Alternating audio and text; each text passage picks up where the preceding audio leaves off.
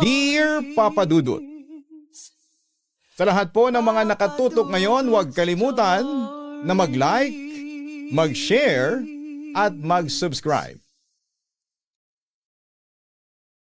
Sa pagtatampok ninyo, Papa Dudut, ng iba't ibang kwento ng buhay, ay marami ang inyong na-inspire.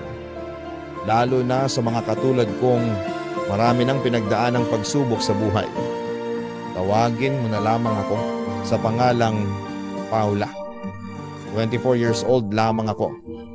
Sari-saring pagsubok na ang dumating sa aking pamilya, trabaho at maging sa love life. Marami sana akong gustong i-share sa inyo, kaso limitado lamang ang aking oras dahil sa trabaho. Kaya nagpasya akong i-share ko na lamang sa inyo ang aking naging karanasan sa pag-ibig. 4 lang ang napagdaanan kong relasyon, pero 2 sa mga ito ang masasabi kong hindi ko makakalimutan. At nagsimula ang lahat ng ito sa isang message sa Facebook. "Sis, bakit mo nga pala ako sinama dito ha?" Tanong sa akin ng kaibigan kong si Lorraine habang naghihintay kami sa isang outdoor cafe. "May imimit tayo, Lorraine, yung na-meet ko sa Facebook." Excited na sagot ko sa kanya. "Talaga? Teka, babae ba yan? Lalaki?" Curious niyang wika sa akin. "Syempre lalaki sis. Hindi ko talaga maitago ang labis na kasabikan na ma-meet ang kachat ko sa Facebook."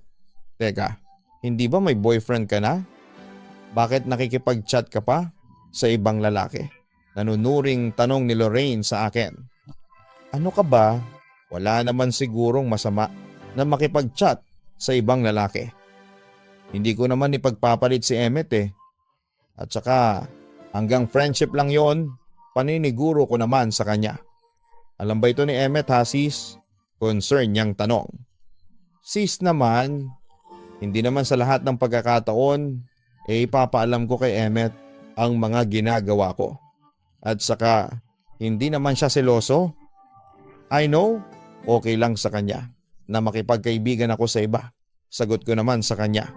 "Nako Paula, tiyakin mo lang na okay lang kay Emmet na makipag-chat ka sa iba. Ang akala mong okay lang sa kanya, hindi pala. Diyan kasi nasisira ang karamihan sa mga relasyon ngayon." Paalala niya sa akin. "Naku sis, ako na ang bahala. Kontrolado ko ang lahat. At saka malawak naman ang pag-iisip ni Emmet. Hindi yun basta-basta magseselos. Yun naman ang paniniguro ko sa kanya." Curious lang ako. "Gwapo ba yung kachat mo?"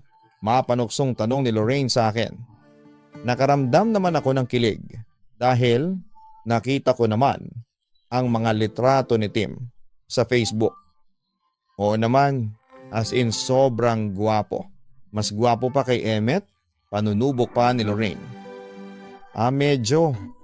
Pero mas bet ko pa rin.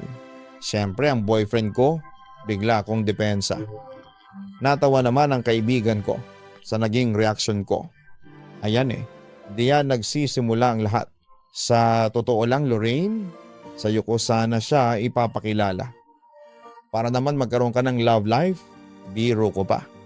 Agad namang na-conscious ang aking kaibigan sa sinabi ko. "Ay kaloka Paula, tigilan mo ako ha." Nagpatuloy pa ang kwentuhan namin ng ilang minuto. Hanggang sa natanaw namin ang isang lalaki na palapit sa amin. Napangiti ako dahil sigurado akong si Tim na yon. Agad namin siyang binati at nagpakilala. Tama pala yung sinabi ni Paula. Ang pogi mo. At ang boses mo. Grabe ang deep. Puri pa ni Lorraine sa bagong kaibigan ko. Nga pala, curious lang ako. Ilang buwan na kayo magka-chat ng best friend ko? Tanong ni Lorraine. Almost a month na. Pero ngayon lang ako nakipag-meet sa kanya. Hindi kasi ako basta-basta nakikipagkita sa mga ka-chat ko. Kinikilala ko muna sila. Nakangiting sagot pa ni Tim. So ano naman ang masasabi mo? Sa ganda ni Paula? Pasado ba sa taste mo? Pabirong tanong pa ni Lorraine kay Tim. Maganda si Paula, pasado sa taste ko. Kaso, take na siya eh. Sayang, may panghihinayang na sagot nito. At ramdam ko yon. Samantala, napangiti lamang ako sa lalaki. At aminin kong, nakaramdam ako ng kaunting hiya. Nagko-congressman lang ako ha? Tim, single ka ba? Tanong ni Lorraine. Natawa si Tim sa tanong na yon. Yes, I'm single, pero ready to mingle. Sagot pa nito. Pero seriously, hindi ko muna iniisip ang pumasok sa relasyon. Alam niyo naman, inuuna ko muna ang pag-aaral ko. Kayo, ako single na single pa. Walang sabit, proud na wika pa ni Lorraine. Si Paula naman hindi na niya natapos ang kanyang sasabihin nang sitahin ko na siya. Huwag mo nang ipangalandakan na may boyfriend na ako, sabi ko sa kanya. But seriously Paula, nang hihinayang ka. Kasi may boyfriend ka na? Tingnan mo si Tim, parang Adonis na ibinaba ng langit para magsabog ng kagwapuhan sa daigdig. Panunokso pa ni Lorraine sa akin. Nakakahiya naman Lorraine. Hindi naman ako sobrang gwapo ang sagot ni Tim sa kanya. Ngunit hindi nagpatigil si Lorraine sa mga diretsang tanong niya.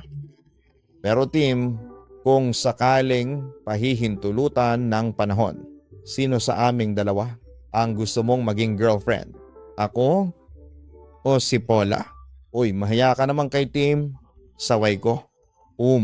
Kung sakasakaling papipiliin ako sa inyong dalawa. Siguro si Paula, sagot ni Tim. Habang nakatingin siya sa akin. Nang magkatinginan ulit kami, bigla siyang kumindat at nagpa-cute sa akin. Tumawa lamang si Lorraine sa kanyang narinig. Pagkatapos ay bumaling siya sa akin. Sige, Paula, ikaw na ang maganda, sabi pa niya sa akin. Papa Dudut. At the time ay meron nga akong boyfriend, si Emmet. Siya ang boyfriend ko mula noong 4th year high school. Nang dumating si Tim ay almost 3 years na kami ni Emmet, and I thought na hindi matitibag yon. Pero nagkamali ako dahil simula nang dumating si Tim ay lumamlam ang pagtingin ko sa boyfriend ko. Ewan ko ba Papa Dudut, pero gano'n ang nararamdaman ko. Siguro dahil sa hindi seloso si Emmet, kaya parang na-bored ako. Ang mga babae naman, mas gusto ang isang lalaking marunong magselos. Doon natin kasi nararamdaman kung gaano nila tayo mahal at pinapahalagahan. At sa kaso namin ni Emmet ay parang wala lang. Sa totoo lang, Papa Dudut, ay nag-decide akong makipag-chat sa ibang lalaki para alamin kung anong magiging reaksyon ni Emmet. Pero hayon, okay lang sa kanya. Kaya simula noon ay parang nanamlay na ako sa relasyon namin. Lalo na't natapat na ka-chat ko ang isang ultimate charmer na si Tim Papa Dudut. Mabait si Tim, although agresibo siyang lalaki. Noong una ay magkaibigan lamang kami. Dahil nga sa may Emmet ako. Actually, minamatchmake ko sana siya kay Lorraine. Pero mukhang kabaliktaran ang nangyari dahil ako ang nahuli ng charm ni Tim isang gabi. Umalis noon ang mga parents ko dahil lumuwas muna papunta sa probinsya para ayusin ang gusot sa lupa na ipinamana sa kanila ng aking namatay na lolo. Sanay naman akong mag-isa sa bahay, pero ewan ko noon at parang ginusto kong maghanap ng makakasama. Tinawagan ko si Emmet, pero katwiran niya sa akin ay busy siya. Ganon din ang reply sa akin ni Lorraine. Hanggang sa maisipan kong tawagan noon si Tim. at agad naman siyang nagpaunlak sa aking imbitasyon. Alam mo ba, special someone, Tim? Naguguluhan kong tanong sa kanya. At gusto kong makasigurado kung ano ba talaga ang ibig niyang sabihin. Oo, special someone. Special friend, ganon. Sagot naman niya sa akin. Medyo nalungkot lamang ako kasi I expected more than that. So mag-isa ka lang ngayon? Tanong niya sa akin. Sumagot naman ako ng oo at ikinuwento ko sa kanya kung bakit hindi ko kasama noong mga magulang ko. Ang saya naman, may pananabik na wika ni Tim sa akin at na-curious naman ako. Teka, anong masaya doon? Curious kong tanong sa kanya. Ako kasi, mas gusto kong nag-iisa lamang ako sa bahay. Para malaya kong magagawa ang gusto ko. Masarap kayang mag-isa. Nakangising tugon ni Tim sa akin. Napangisid din ako sa huli niyang sinabi, Papa Dudut. Parang hindi ko nagustuhan yung term na yon. Natatawa kong sagot sa kanya. Alam ko kasi ang ibig sabihin noon. Naku, hindi yon ang ibig kong sabihin. Gusto kong mag-isa kasi kapag kasama ko ang mga parents ko, wala silang ginawa sa akin kundi ang mag-utos at magbunganga sa akin. Natatawang depensa ni Tim sa sinabi niya. Sus, palusot ka pa. Kayo talagang mga lalaki. Natatawa kong balik sa kanya. Ikaw, bakit hindi mo kasama si Emmett dito? Tamang-tama, walang makikialam sa inyo. Solong-solo ninyo ang buong bahay. Biro pa ni Tim sa akin. Ay pwede ba? Hindi ko gagawin yon. At saka matino naman si Emmett. Sagot ko naman. Tumawa lamang si Tim sa sinabi ko. Pagkatapos noon ay tinulungan niya akong magluto ng hapunan. At pagkatapos ay nanood kami ng movie. Ayos naman kami noong una, lalo na't nakakakilig ang movie na pinapanood namin. Hanggang sa bumaling sa akin si Tim at may inamin siya sa akin. Paula, mahal na mahal kita. Kaya nga, naaasar ako kay Emmett. At hinihiling ko nga madalas, sana mag-break na kayong dalawa. Ang sama ko, no? Natatawa niyang sabi sa akin. Pero alam kong totoo yun. Pero may boyfriend na ako. Nakukonsensya kong sagot sa kanya. Ang tanong, mahal mo pa ba si Emmett? Panunubok niya sa akin. Para kung ako sa iyo ay magpakatotoo ka na. Sundin mo kung ano ang nararamdaman mo. Mahal ko si Emmett, nakukonsensya ang sabi ko. Pero deep inside ay alam kong hindi yon ang sinasabi ng puso ko. Hindi mo mahal si Emmett, nararamdaman ko yon. Giit ni Tim sa akin.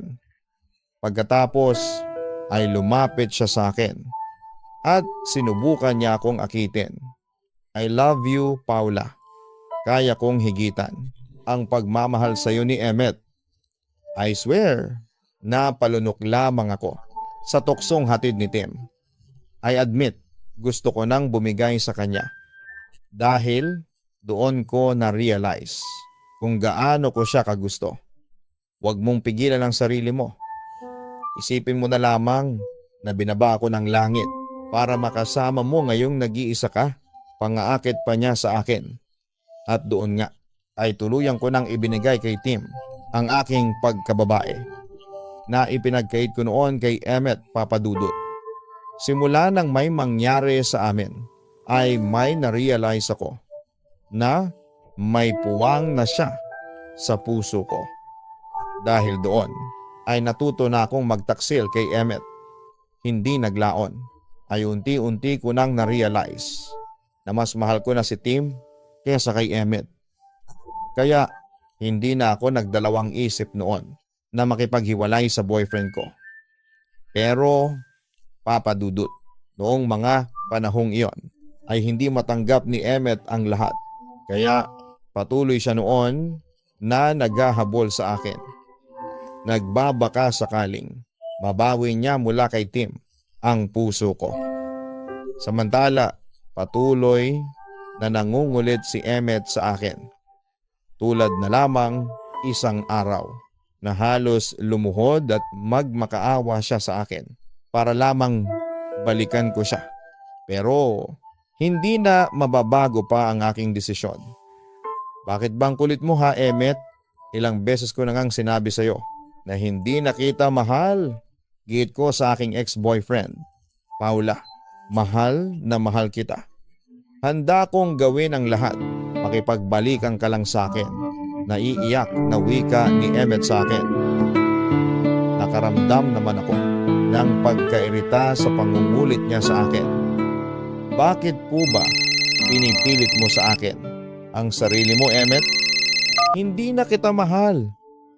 Ayaw ko nang makipagbalikan pa sa'yo. Ano gusto mo pang ulitin ko?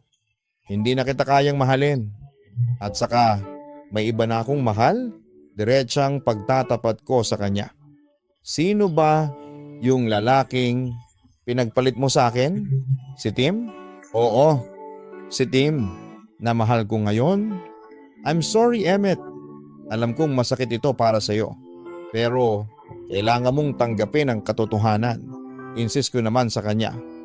Pero ako ang unang dumating sa buhay mo. Bakit siyang minahal mo?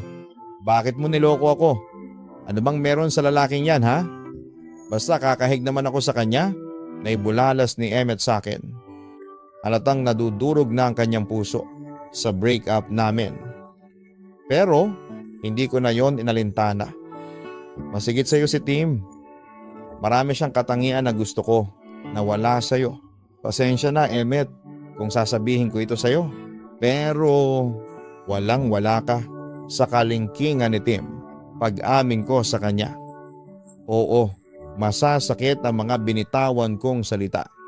Pero wala naman akong ibang choice kundi ang sabihin yon para tigilan na niya ako. Hindi naman inalintana ng ex-boyfriend ko ang mga masasakit na salitang narinig niya sa akin. At sa halip ay nagpatuloy lamang ito sa pagmamakaawa. Sa totoo lang, Papa Dudut, ay ayaw kong gawin yon kay Emmet. Pero wala na akong maisip na ibang paraan para matanggap na niya ang nangyari sa aming relasyon. Ngayong alam mo na si Tim ang mahal ko, pwede bang tigilan mo na ako? Pakiusap ko noon sa kanya. Ngunit nagpumilit pa rin si Emmet. Hindi ako titigil, Paula. Ipaglalaban ko ang pagmamahal ko sa iyo, ang sabi pa niya sa akin. At dahil sa walang patutunguhan noon ng aming pag-uusap, ay nagpasya na lamang ako na umalis at iwan siyang umiiyak. Wala na tayong dapat na pag-usapan pa ngayon. Kung hindi ka titigil dyan sa kakagulo sa akin, ay mapipilitan akong tumawag ng mga barangay tanod para ipablatter ka. Banta ko pa sa kanya sakaling hindi siya tumigil sa panggugulo sa akin. Bakit mo ba ginagawa sa akin to, Paula?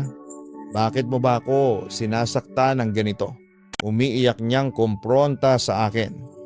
Hindi ko kasalanan ng masaktan ka. Kasi kung tutuusin, ikaw ang may kasalanan kung bakit ka nasasaktan. Nagpapakatotoo lang ako sa mga nararamdaman ko. Hindi na kita mahal, period. Diin ko pa sa kanya, Papa Dudut. Pagkatapos noon ay ilang panggugulo ang ginawa ni Emmet bago niya ako tuluyang kinalimutan. Sa kabilang banda, aaminin ko na konsensya ako sa ginawa ko kay Emmet. Pero hindi ko intensyon na saktan siya. Nagkataong nawala ng pagmamahal ko sa kanya at gusto ko lang makawala sa relasyon namin. Kaya ko nagawa yon, Papa Dudut. Kinalaunan ay nakalimutan ko na rin si Emmet. Sa tulong ni Tim, binaling ko kay Tim ang lahat ng pagmamahal na ibinigay ko sa ex-boyfriend ko.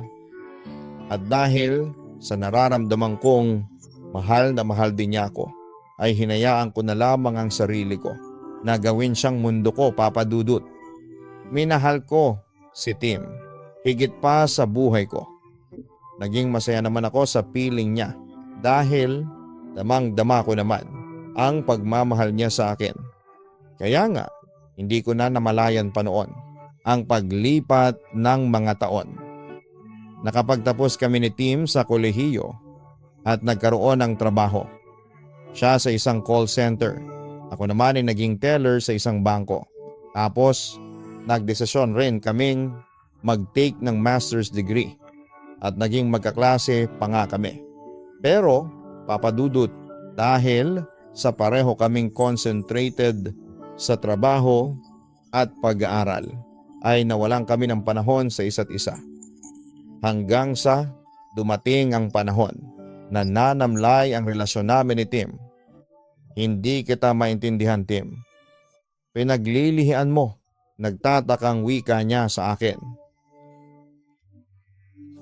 Hindi mo pa ba sasabihin sa akin ang totoo? Kumpronta ko pa ulit sa kanya. May nadiskubre kasi akong sekreto niya at gusto ko siyang mismo ang magsabi noon sa akin. Please naman, teka, nagseselos ka ba? Sino naman ba yung pinagseselosan mo? Concern niyang tanong. Gusto mo ako ang magsasabi sa'yo? Sige, sasabihin ko.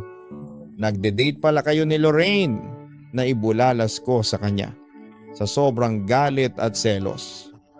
Para naman, huwag mo naman lagyan ng mali siya yon. Friendly date lang yon. Katwiran sa akin ni Tim. Friendly date? Bakit may nakakita sa inyo na naghahalikan kayong dalawa? Panunubo ko sa kanya.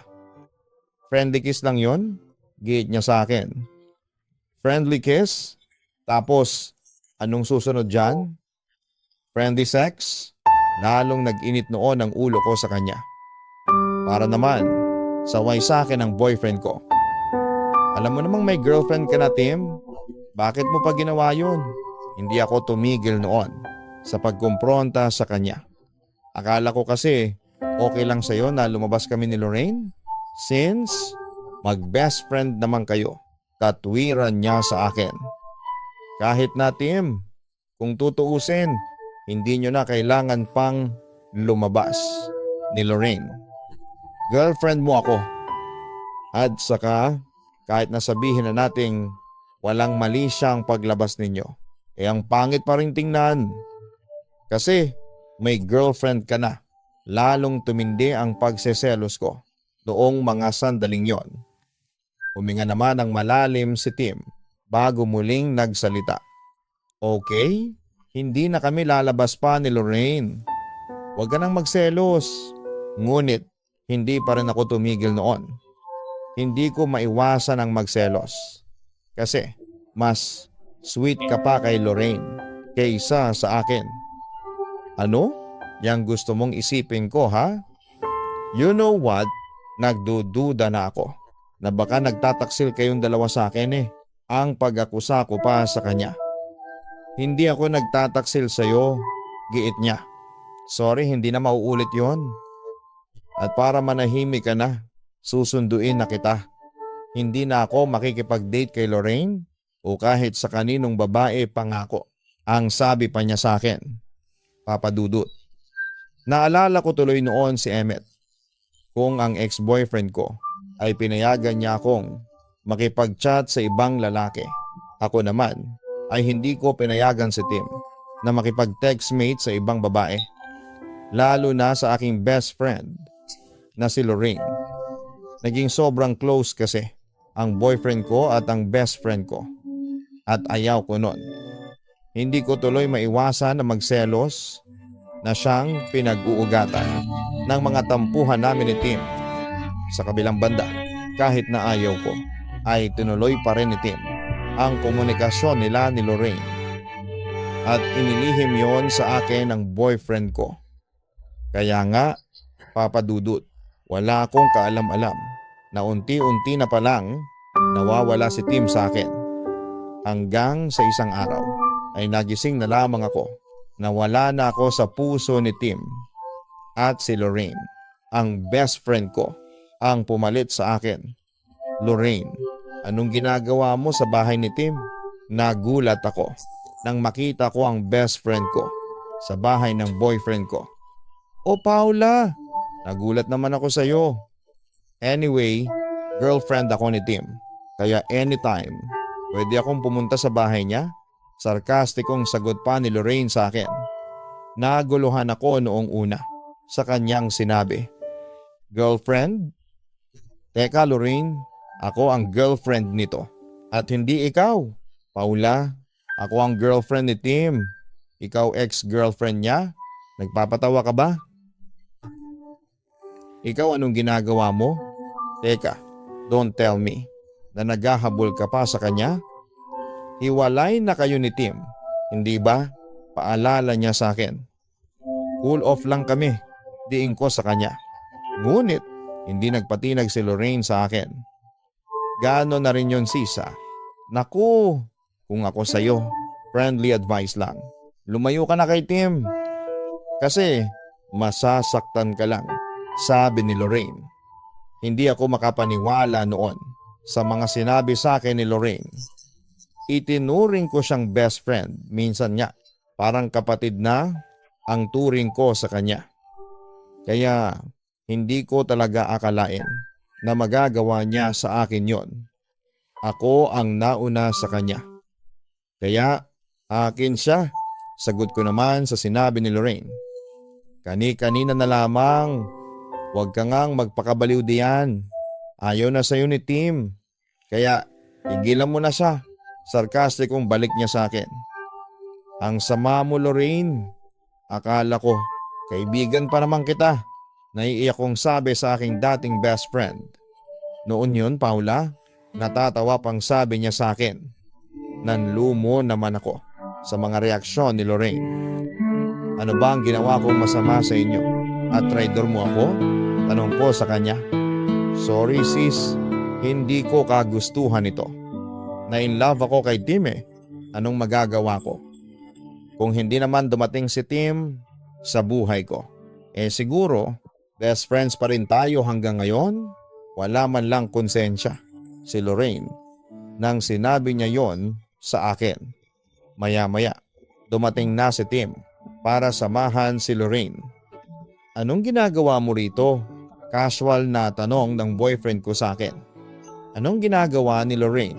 Sa bahay mo ha Tim? Tanong ko sa kanya. Pero si Lorraine na ang sumagot. Hindi ka ring makulit Paula. Nag-live-in na kami ni Tim. Sabi niya sa akin. Sabay baling sa aking boyfriend. Hindi ba mahal ko? O paano? Pumunta muna sa kusina mahal.